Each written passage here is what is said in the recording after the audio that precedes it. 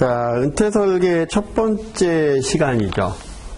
재무설계와 관련되는 강의가 먼저 시작을 했으니까 그때 한번 제 얼굴을 잠깐 보셨을 거고요. 재무설계 원론 같은 경우에는 문제가 골고루 좀 나올 확률이 있다라고 보시게 되면 은퇴설계와 관련되는 문제는 좀 집중해서 나오는 부분이 좀 있어요. 그래서 여기서는 일단은 물론 다 잘 보셔야 되겠지만 그래도 좀 집중해서 봐야 될 파트들이 어디 있는지 먼저 차례를 통해서 좀 살펴보고 그 다음에 이제 본격적으로 강의를 들어가 보죠. 은퇴설계 개요 쪽에 해당하는 부분들은 큰 흐름으로 한 문제 정도 우리가 나오게 되는 부분으로 보는데 주로 이제 많이 출제가 되는 파트, 그러니까 장으로 따지면 그러니까 은퇴설계 개요는 그다지 출제 비중이 높지 않다. 그다음 은퇴설계 프로세서 쪽에 해당하는 부분에서는 출제 비중을 좀 갖고 가요. 그리고 공적연금과 관련해서 국민연금 관련한 부분하고 그 다음에 사적연금의 퇴직연금 그리고 연금계좌 이쪽 파트가 가장 많은 출제 비중을 갖고 가는 파트다. 나머지 부분들은 다 비슷비슷해요. 한두 문제씩 거기서 나오게 되는데 그 세 가지 파트 짚어드린 거에서는 아주 주력으로 문제가 나올 거다. 그러니까 그쪽 파트는 굉장히 주의해서 공부도 하셔야 된다. 재무설계 원론 같은 경우에는 그냥 두루두루 봐야 되는 부분인데 여기서는 좀 집중해서 봐야 될 부분들이 좀 있다. 물론 이제 해당되는 내용 들어가서는 전부 다 조금 더 상세하게 설명을 드리겠지요. 각 과목들마다. 자, 그러면 우리는 10페이지 학습 목표가 나와 있는데 여기서 학습 목표는 특별히 볼 건 없어요. 이쪽 파트에서는. 그리고 11페이지 먼저 은퇴설계의 정의 및 현황서부터 얘기를 한번 들어가 보도록 하겠습니다. 자, 은퇴설계의 정의다라고 얘기하게 되면 우선 뭘 먼저 보셔야 되냐면 은퇴설계 똑같아요. 재무설계 원론에서도 제가 한번 말씀을 드린 게 있는데 은퇴설계도 마찬가지로 비재무적, 재무적, 종합설계다라는 부분은 변함이 없어요. 이건 똑같아. 그래서 인생 전반에 걸친 설계다 이런 부분들도 변함이 없어요. 설계는 전부 다 우리가 재무설계라는 부분은 돈을 벌기 위한 게 아니고 얼만큼 잘 관리하고 그 다음에 행복하게 얼마나 오래 살 수 있느냐라는 부분에 대한 게 사실은 추구하는 바이기 때문에 그렇게 해서 재무적, 비재무적인 부분을 다 종합해서 이야기하고 있고요. 이렇게 하고 있는, 이렇게 진행을 하게 되는 과정이다라고 생각을 하시면 돼요. 그래서 이런 것들. 그러다 보니까 다양하게 여기서도 왜 시작을 해야 되는지라는 이야기들이 나올 거잖아요. 그런 이야기들을 지금부터 이제 하나씩 풀어나가 보죠. 자, 11페이지에 보시게 되면 두 번째 단락에 자, 최근 들어 01번의 두 번째 단락 은퇴설계에 대한 개념은 고용에서 물러나는 일회성 사건이 아니고 바로 밑에 일자리가 주된 일자리에서 중간과정 일자리 그 다음에 소일거리 이런 식으로 가는 바로 밑에 완전하게 소득이 중단될 때까지 가는 과정이다. 그래서 은퇴설계는 재무적, 비재무적 이야기를 모두 한 종합적으로 하는 과정이다라고 하는 것과 같은 이야기를 하고 있어요. 그래서 그 밑에 단락에 밑에서 세 번째 줄에 은퇴설계는 개인 또는 가게가 가지고 있는 다양한 자원을 효율적으로 관리하여 재무적, 비재무적 은퇴설계의 목표를 달성하고 그 다음에 안정적이고 안정과 복지를 실현해 나가는 과정으로 정의할 수 있다. 그래서 한 페이지 넘겨보시게 되면 국내 은퇴 준비에 대한 현황을 좀 보자라는 거죠. 가끔 요게 시험 문제로 나옵니다. 우리나라 전체 인구의 65세 이상 인구가 차지하는 비중 이렇게 해서 쭉 나오는데 여기서 우리가 A과정에서 배우셨듯이 전체에서 65세 이상 인구가 차지하는 비중이 7%를 넘어가게 되면 우리는 고령화 사회라고 얘기를 하죠. 14%를 넘어가게 되면 고령 사회라고 얘기를 하고 20%를 넘어가게 되면 초고령 사회 또는 후기고령 사회라고 얘기를 하는데 요렇게 구분이 되는 퍼센트 구분이 하나가 있고요. 하나가 있고 그 다음 고령화 추세로 해서 보게 되는 우리가 0에서 14세까지 얘기하는 유소년 인구 그리고 15에서 64세까지 얘기하는 생산 가능 인구 그리고 65세 이상 얘기하는 노년 인구 자, 요렇게 나눠지는 구분이 있다라는 거예요. 그럼 여기서 나눠지는 구분에서 15세에서 64세를 분모로 놓고 그 다음에 0에서 14세를 놓게 되면 이건 유년부양비가 돼요. 유년부양비. 이걸 뭐라고 얘기한다? 유년부양비. 유년부양과 관련되는 이야기가 되는 거고요. 그 다음에 15세에서 64세를 놓고 65세 이상을 놓게 되면 이거는 노년부양과 관련되는 얘기가 돼요. 그 다음에 15세에서 64세를 놓고 그 다음에 0에서 14 플러스 65 이상을 놓으면 이거는 총부양과 관련되는 이야기가 된다. 그 다음에 거기 보시면 두 번째 단락에 이런 얘기가 나오죠. 또한 0에서 14세 유소년 인구 100명당 65세 이상 고령 인구 계산 노령화 지수가 나온다. 지금 무슨 얘기예요?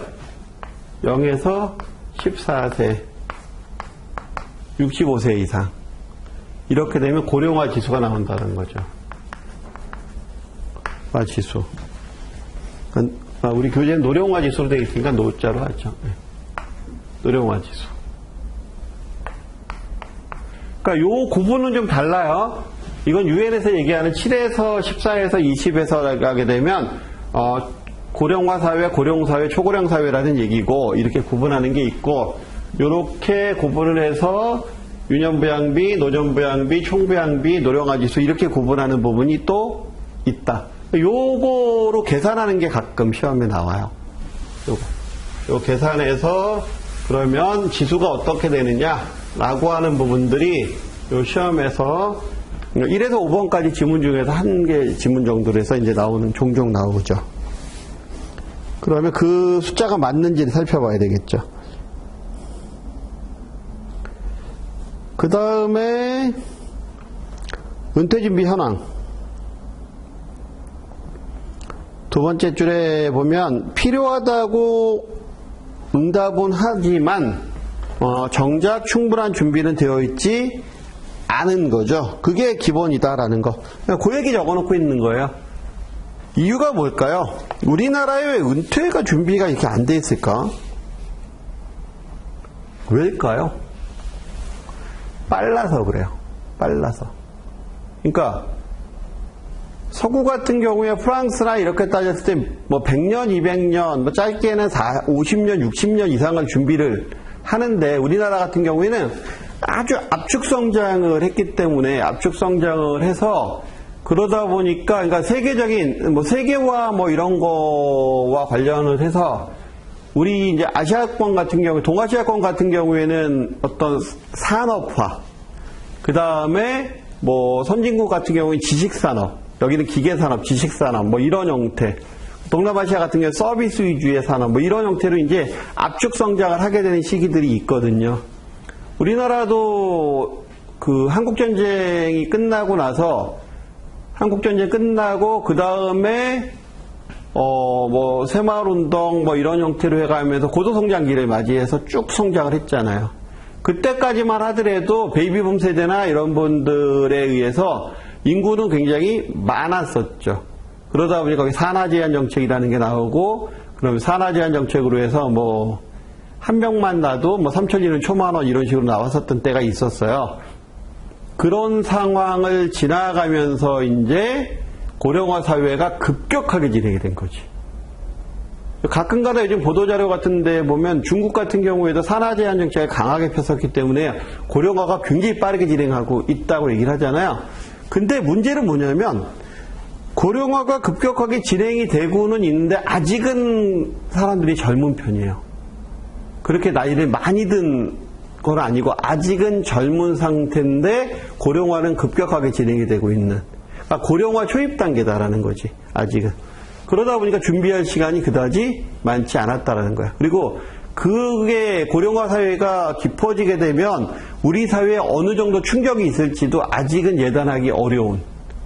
근데 이제 보고는 있죠. 일본이 우리나라보다 고령화가 30년이 앞서 있기 때문에 그러다 보니까 모든 나라가 전부 다 일본은 고령화 사회를 어떻게 극복하고 있지라는 걸 다 쳐다보고 있어요, 지금.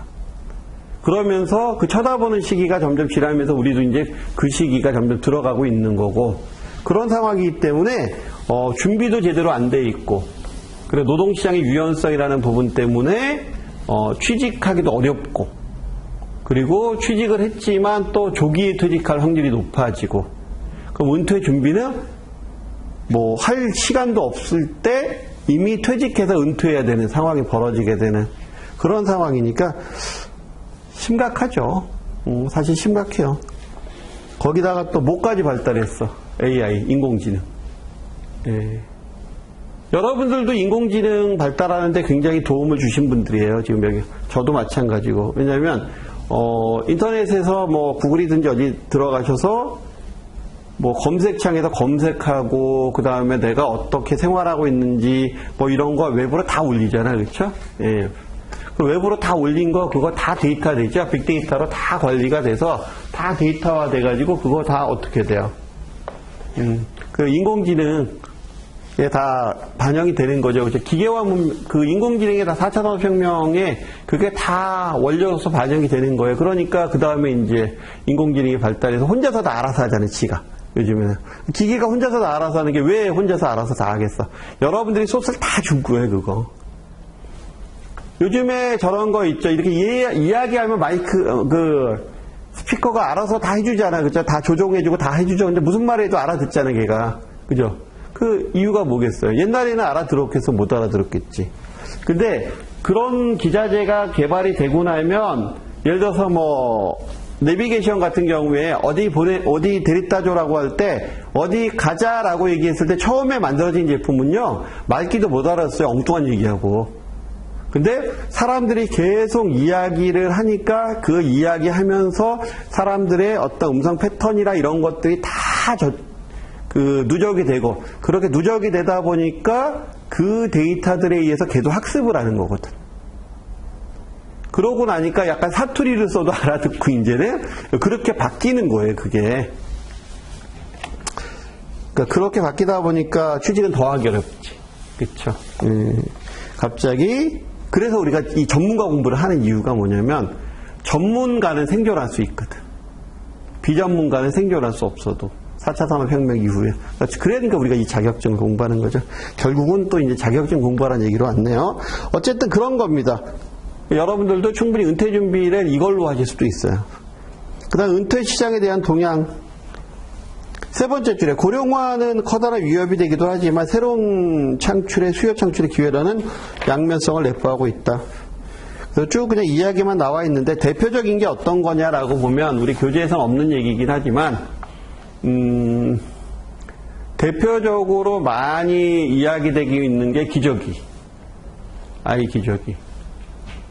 그래서 요즘에는 아이들이 많이 안 태어나잖아요. 그러니까 기저귀 산업이 사양 산업이었거든. 근데 지금 호황이잖아. 왜? 성인용 기저귀. 그래서 요실금이나 이런 부분들에 대해서 옛날에는 감추고 있었던 건데 지금은 방송하잖아요. 그렇죠? 기저귀, 성인용 기저귀 방송하죠. 그 다음에 또 아는 부분들이 청소기. 청소기 같은 경우에도요, 그 경량화된 청소기, 성능은 좋으면서 경량화된 청소기는 되게 비싸요. 되게 비싼데, 사실 젊은 사람들 같은 경우에는 청소기의 모타가 어느 정도 뭐 무게가 나가는지 이거 크게 신경 안 쓰고 써도 되거든. 그래서 어느 정도 젊으니까 이 체력에 받쳐주고 근력이 받쳐주니까 그냥 이렇게 청소만 잘 되면은 크게 좀 싸더라도 그냥 싼 거 쓰거든요. 근데 나이가 들게 되면 이거 들기도 힘들거든.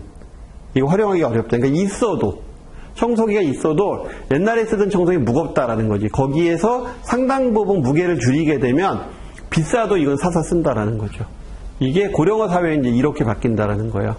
그 다음에 또 일본 같은 경우에 또 어떤 게 있냐면, 음식 배달. 우리도 이제 배달의 민족에서 음식 배달을 하는데, 이런 거 있어요. 편의점에서 음식 배달을 해줘요.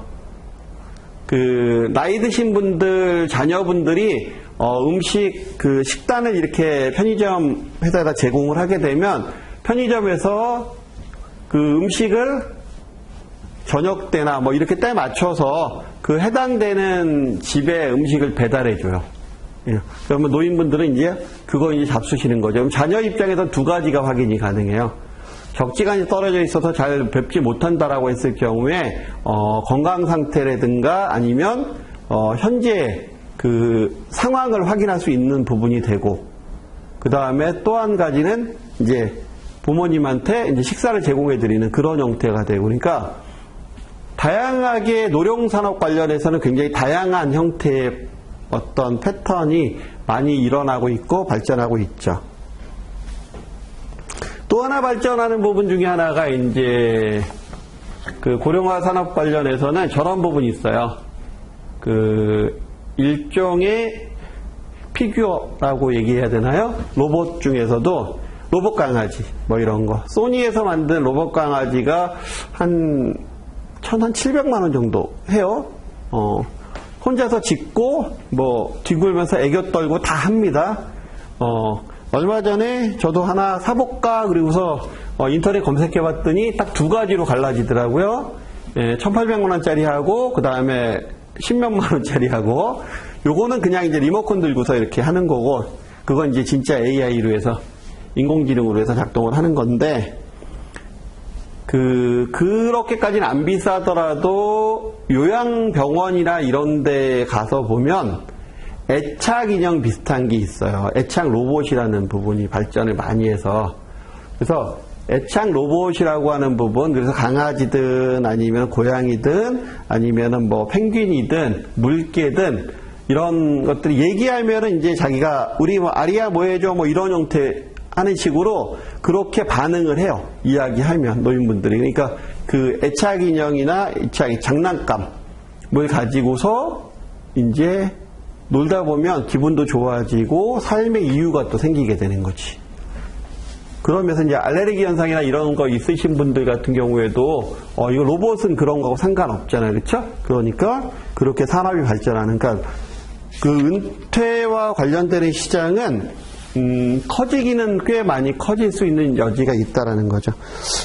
자, 그 다음에 이제 보게 되면 해외 은퇴 준비에 대한 현황을 보면 다 어렵다라고 결론 보면 돼요. 해외에서도 그렇게 준비가 잘 돼 있지는 않다.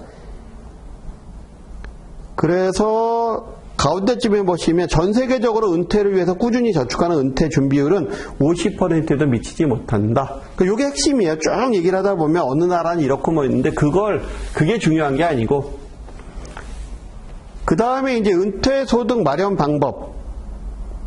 두 번째 줄여 보니까 대부분의 은퇴 응답자가 은퇴 후 국가에서 연금 형태의 지원해 줄 것을 기대하고 있다.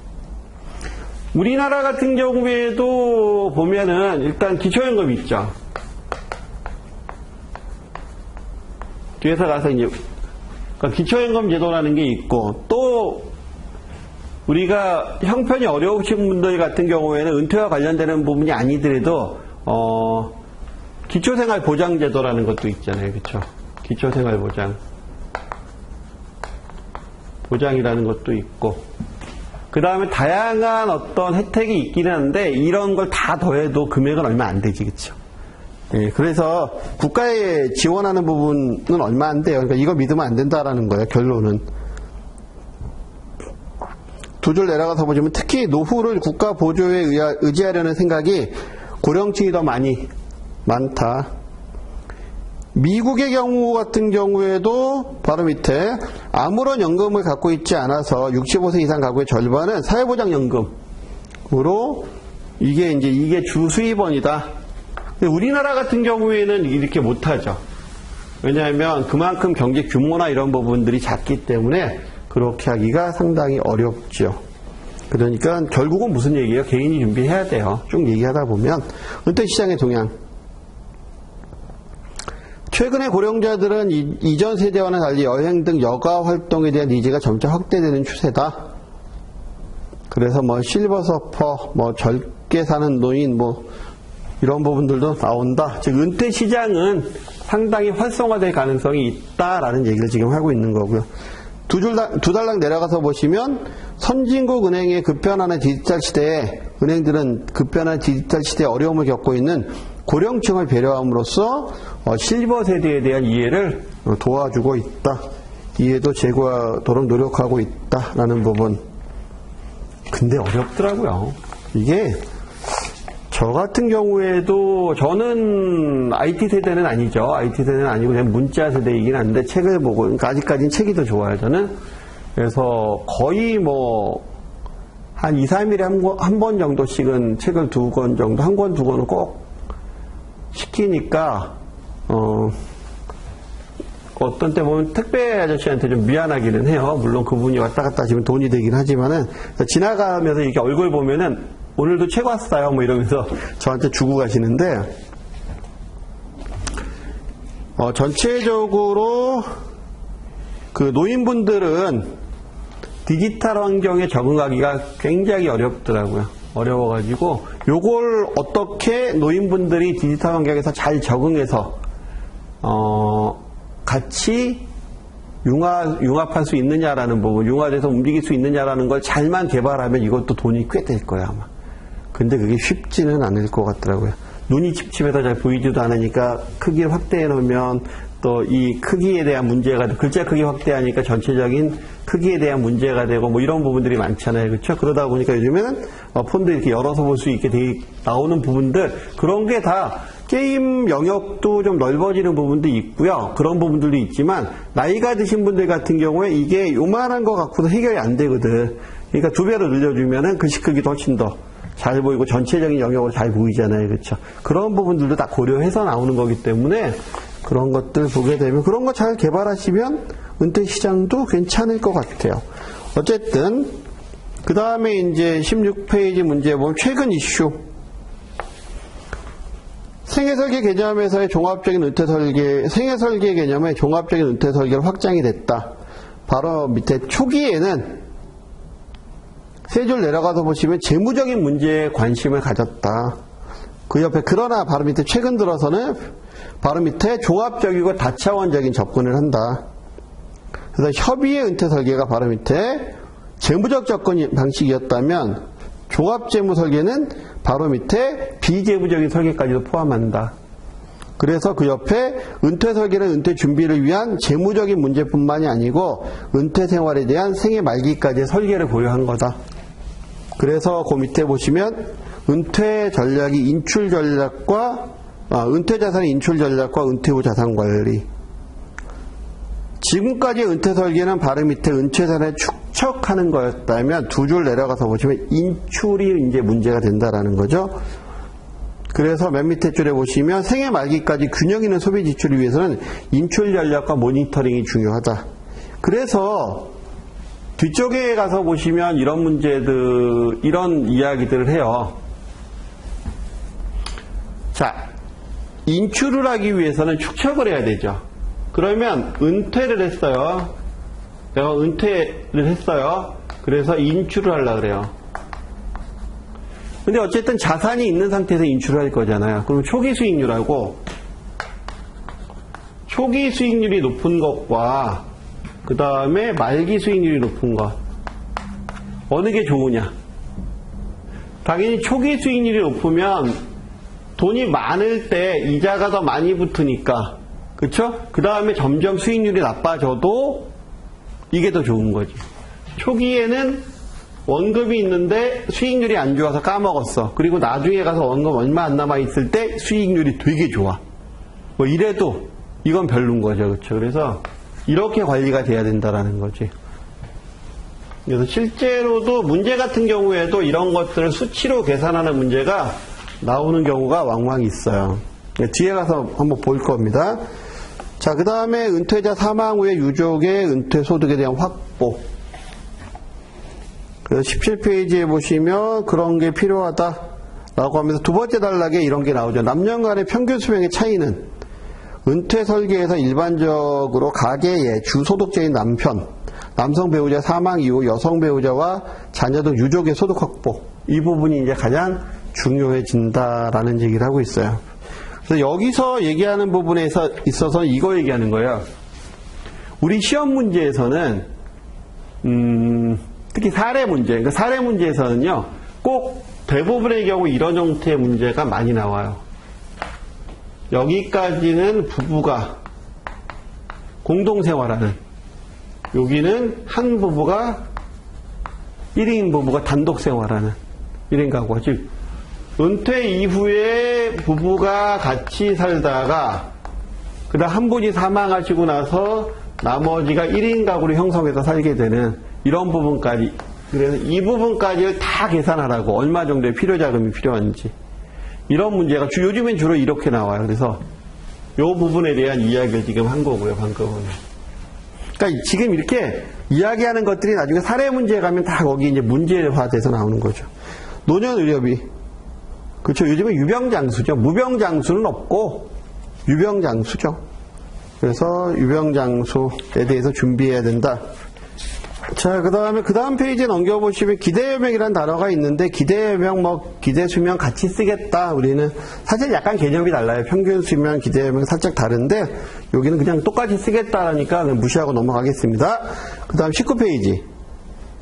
자, 은퇴 설계에 대한 이론적인 근거. 자, 은퇴 설계에 대한 이론적인 근거의 상당 부분은 여러분들하고 제가 재무설계 원론 쪽에서 상당 부분 이야기를 나눈 것 중에 하나예요. 그래서 그럼에도 불구하고 여기가 좀 더 자세히 나와 있으니까, 그리고 여기서 살펴보도록 하겠습니다. 또 한 번. 자, 절대소득 가설. 자, 케인즈가 발표한 절대소득 가설이라고 얘기를 했었죠. 그래서 거기 두 줄 정도 내려가서 보시면 절대소득 가설의 요지는 총수요 증대로 완전 고용하는 데 있다라고 하면서, 즉 정부의 적극적인 시장 개입과 조세 감축을 통해서 시장의 수요를 증가시켜서 재정정책을 수립해서 경제발전에 이를 수 있다. 그렇게 되면 소비가 늘어날 것이고 소득이 늘어날 것이고 그럼 소비가 늘어날 것이다 라고 얘기하는 것, 이게 절대소득 가설이다라는 거죠. 그래서 이제 워낙 대공황 시대 때 실업률도 높았고 경제가 워낙 침체기였기 때문에 사람들이 다 그 빈민구제 대책만 바라보고 있었던 그런 시절이었다라는 거죠. 그래서 재정 정책을 피고 그 다음에 세금을 감면해주고 하게 되면 사람들이 아무래도 돈이 생기게 되니까, 소득이 생기게 되니까 그 소득으로 해서 소비 생활을 하게 되고, 그렇게 되면 경제가 활성화가 되고 그럼 고용이 늘어나게 되고, 그렇죠? 그렇게 될 것이다.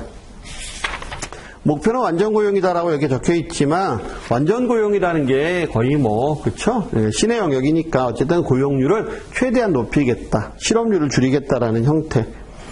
그렇게 돼서 만들어진 이론 중에서 띄어갖고 온 거예요. 세 번째 줄에 소비에 가장 중요한 영향을 미치는 게 소득이라고 본 거죠. 그러니까 이자율이나 이런 부분들이 있지만 소득이 가장 큰 영향을 미친다라고 본 거예요. 그게 가장 중요한 단어예요. 그래서 바로 밑에 공식은 무시하셔도 되고요. 이때 소득은 간단한 거지만 현재 측정 가능한 가처분 소득. 가처분 소득은 세금을 차감한 것, 세금 등 부담을 차감한 것, 그리고 이전 소득을 합친 것. 이전 소득이다라고 하게 되면 어떤 걸 이전 소득이라고 얘기하냐면, 우리가 이제 이전 소득이라는 단어는 뒤에서 많이 볼 거기 때문에 그냥 받는 소득을 얘기하는 거예요. 그냥 받는 거. 그러니까 만약에 공적 이전 소득이다라고 하게 되면 정부에서 나한테 그냥 주는 돈. 그 다음에 우리 저런 부분이 있었죠. 지금 코로나와 관련되는 이런 부분들 때문에 정부에서 지원금으로 준 거 이런 거 있었잖아요. 그냥 대가 없이 주는 거. 그렇죠? 그게 이제 이전 소득.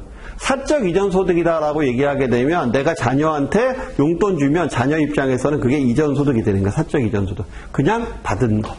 그렇죠? 그러니까 노동의 대가로 받으면 그건 근로가 되는 거고, 근로소득이 되는 거고, 대가 없이 받았잖아요, 그냥. 그러니까 그거. 그리고 이자율도 소비에 영향을 미치긴 하지만 그 영향이 크지 않다. 그래서 쭉 나머지는 공식에 대한 설명이 나와 있는데 우리가 경제학 공부할 거 아니니까 제가 이거는 안 할 거고요. 그리고 나오지도 않고 21페이지에 보시면 그 공식 바로 밑에 보시면 두 번째 단락에 소득이 소비와 저축의 합으로 결정된다는 절대소득가설은 은퇴 설계에서 은퇴자금 마련을 위해서 현재 소비를 줄이고 저축을 증가시키는 행동을 설명하는 근거가 된다. 즉 바로 밑에 케인즈는 저축을 사치제로 봤다라는 거죠. 부자가 가난한 사람보다 상대적으로 저축을 더 많이 할 것으로 추정했다. 나머지 쭉 읽어보시면 되고 그러면서 두 줄 내려가서 보시면 즉 소득이 증가함에 따라서 오히려 평균 소비 성향은 감소하고 그다음 평균 소비 성향이 증가하는 현상은 은퇴 준비에서도 적용이 가능하다. 그렇죠? 한계용 체감보다 평균 소비 성향 이 부분을 겹쳐지게 되면 이런 결론이 나오게 되지요. 그다음 상대 소득 가설. 사람은 쉽게 변하지 않는다라는 얘기를 하는 거죠. 자, 바로 밑에 보시게 되면 소비가 현재의 소비뿐만이 아니고 과거의 최고 소득 그리고 사회 계층의 소득에도 자기가 속해 있는 사회 계층의 소득에도 영향을 받는다.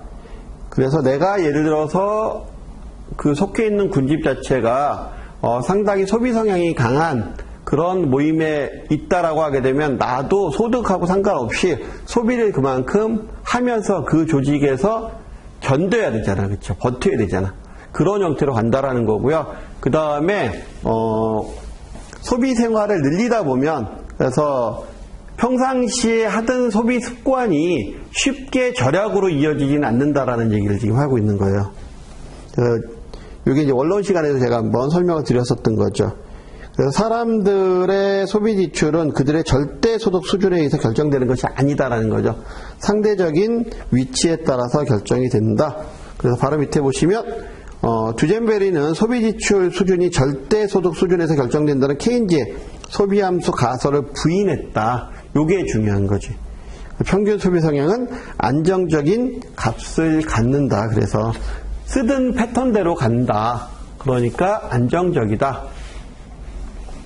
한 페이지 넘겨보시면 그래서 절대 소득 수준의 변화에 상관없이 상대적으로 부유한 사람이나 가난한 사람이 있기 때문에 그들은 바로 밑에 항상 같은 비율의 소비를 한다라는 거죠. 그래서 그들이 사회에서 차지하고 있는 상대적 위치를 유지하거나 개선하려고 하며 그 결과 모든 소득 수준에서 평균 소비 성향은 일정하게 유지가 된다. 그래서 보면 상대소득 가설에서는 소득과 소비 관계를 불가역적이라고 봤어요. 불가역적이다라는 부분은 주변의 환경이나 이런 거에 따라 쉽게 변하지 않는다라는 거거든. 일상적으로 많이 쓰는 단어는 아니죠. 그렇죠? 불가역적이라고 가정한다. 그래서 항상 그 밑에 절대소득의 일정 비율을 항상 절대소득의 일정 비율을 사람들 소비하지만 일시적인 편차는 있을 수 있다. 단기적으로는. 그래서 바로 밑에 단기 소비 함수.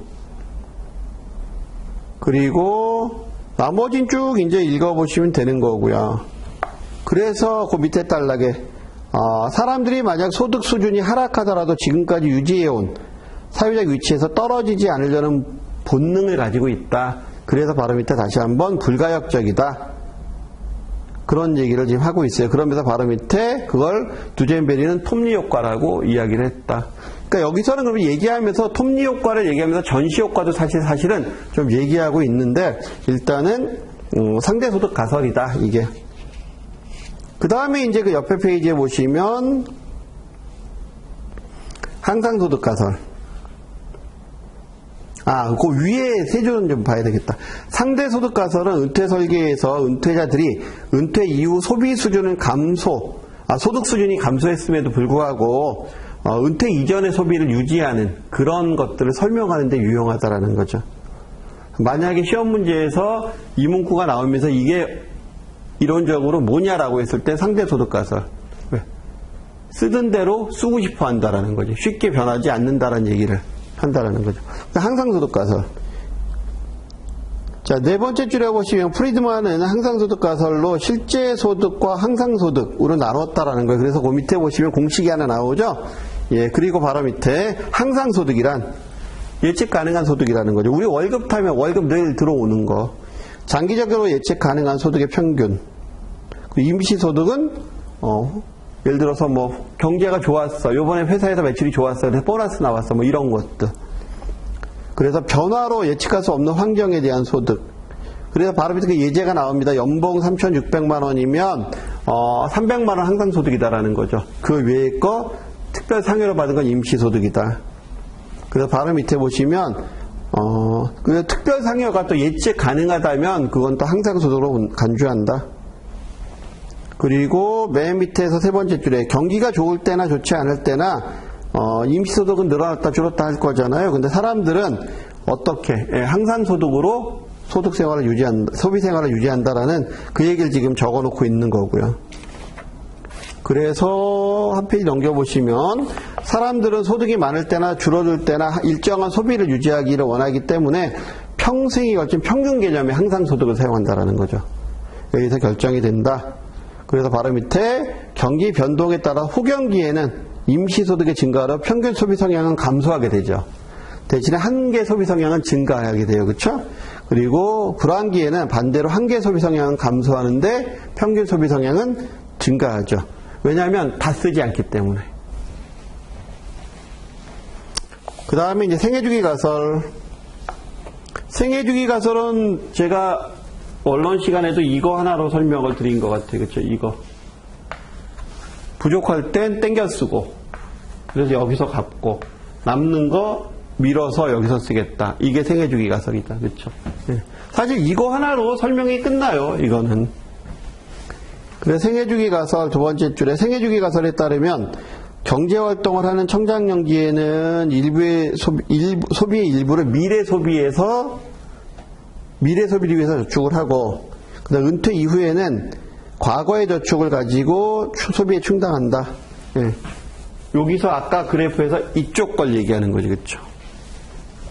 은퇴니까 이거는 만약에 우리가 은퇴 설계가 아니고 지금 젊은 사람의 설계다라고 하면 여기서부터 얘기를 해야 되겠지, 그렇죠? 예, 그래서 이렇게 땡겨 쓴다라고 얘기하는데 이렇게 쓰면 안 된다. 최대한 이걸 줄여야 된다. 뭐 이런 식으로 얘기하겠지만. 여기서는 은퇴니까 여기서부터 이제 이야기가 이루어진 거죠. 그래서 뭐 첫 번째, 두 번째, 세 번째 뭐 이런 거 나오는데 그냥 읽어보시면 되는 거고요. 공식을 기억하실 필요도 없고 공식으로 계산 문제가 나오지도 않고. 그래서 25페이지 밑에다 다섯 번째 줄. 생애주기 가설에 따른 개인의 전생을 통한 소득과 소비 패턴은 다음과 같은 그림 한 페이지 넘겨보시면 거기 제가 그린 그림이 이제 약간의 사선으로 되어 있죠. 여기서는. 그렇죠? 왜? 평균이 뭐 이렇게 쓴다라는 거예요. 그렇죠? 아무래도 좀 더 쓰겠지. 나이가 먹으면. 그리고 소득 수준도 높아지니까 근데 평균값은 좀 올라가겠죠. 예, 그렇게 해서 이렇게 쓴다. 그리고 바로 다시 오셔서 개인의 소득 수준은 청년기와 노년기에는 낮고 그 다음에 장년기에는 높고, 그래서 저축을 하는 경우도 있고 땡겨 쓰는 경우도 있다라는 얘기를 지금 하고 있는 거고요. 그래서 한 페이지 넘겨보시면 이유는 뭐냐? 생애주기 가설에 따르면 사람들은 소득활동을 할 때나 하지 않을 때나 모두 일정한 소비 효용을 바란다라는 거죠. 그러니까 이제 평균적인 개념으로 갖고 간다라는 거죠. 그래서 두 줄 내려가서 보시면 한 줄 내려가서 보시면 가계의 소비가 소득 변화에 따라 변동되기보다는 생애주기 전체에 걸쳐서 일정한 패턴을 갖고 가고 싶다라는 거예요. 그래서 바로 밑에 소득과 소비에 대한 생애주기 가설은 가계의 합리적인 소비 생활의 기본이 된다. 그래서 바로 밑에 은퇴 이전에 대부분의 소비가 집중될 경우에 소비에 대한 한계 효용이 점점 줄어들게 되죠. 그래서 조금씩 이전시켜서 총 효용을 증가시키는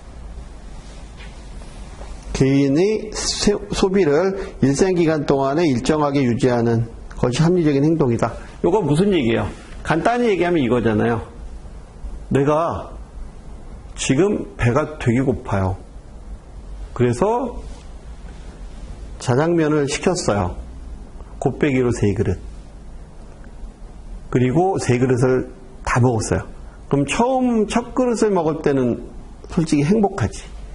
그러니까 자장면 같은 경우에는 저도 많이 애용하는 음식이긴 한데, 처음에 막 비벼서 처음에 딱 입안 가득히 딱 집어넣었을 때가 얘는 가장 저 같은 경우 행복도가 높은 것 같아요. 그 다음에 그릇이 벼갈수록 효용은 체감하지. 곱빼기 시키면 마지막까지 가서는 그냥 보통 시킬 걸, 이런 생각을 하게 돼요. 근데 만약에 다음 그릇을 먹게 되려면 그 다음서부터 이제 고통이 따를 수도 있어요. 그렇죠? 예.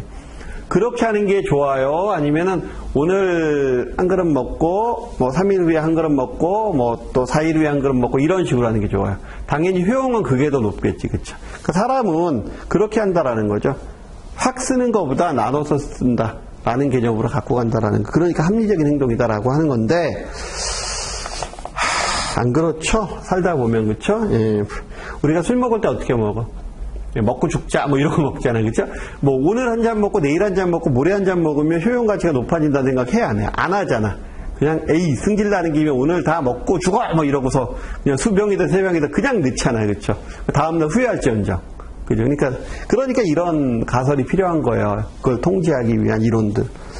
세대간 이전 가설, 세대간 이전 가설은 네 번째째 유산 상속에 포커스 맞추시면 돼요.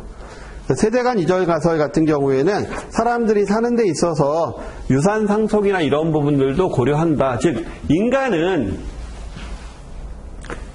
인간도 짐승이죠. 동물이란 말이에요. 그렇기 때문에, 종족 보존이라는 부분을 굉장히 강하게 인식을 하거든요.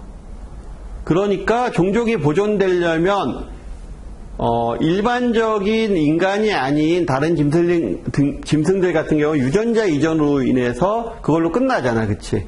근데 인간은 생각을 하기 때문에 사색을 하는 동물이고, 그래서 어떤 상황이 벌어졌다. 그러면 행동을 하는데, 사람은 행동을 하죠. 상황이 벌어지게 되면. 이 사이에 뭐를 하죠? 인간은 생각이라는 걸 해요. 이게 다른 동물들과의 차이점이거든. 사람들은 생각을 하고 그거에 의해서 판단을 하고 행동을 하기 때문에. 이 생각이 이제 자꾸 그런 생각을 하다 보면 이게 이제 습관이 되는 거고. 이런 부분들. 그러니까 기본적으로 이제 여기까지는 안 가더라도 생각을 하는데, 생각하니까 내가 몸만 물려줘서는 안 될 것 같거든. 이 사회를 살아나가는 데 있어서 뭐도 물려줘야 될 것 같아. 재산도 물려줘야지 그래도 살 것 같거든요, 이 아이가. 그러니까 재산까지도 물려줘야 될 생각으로 돈을 모으는 거, 그런 부분들을 세대간 이전 가설이라고 얘기하는 거예요. 자, 요번 차시 여기까지 하고요. 다음 차시에는 행동지능과학과 관련된 이야기부터 시작하도록 하겠습니다. 수고하셨습니다.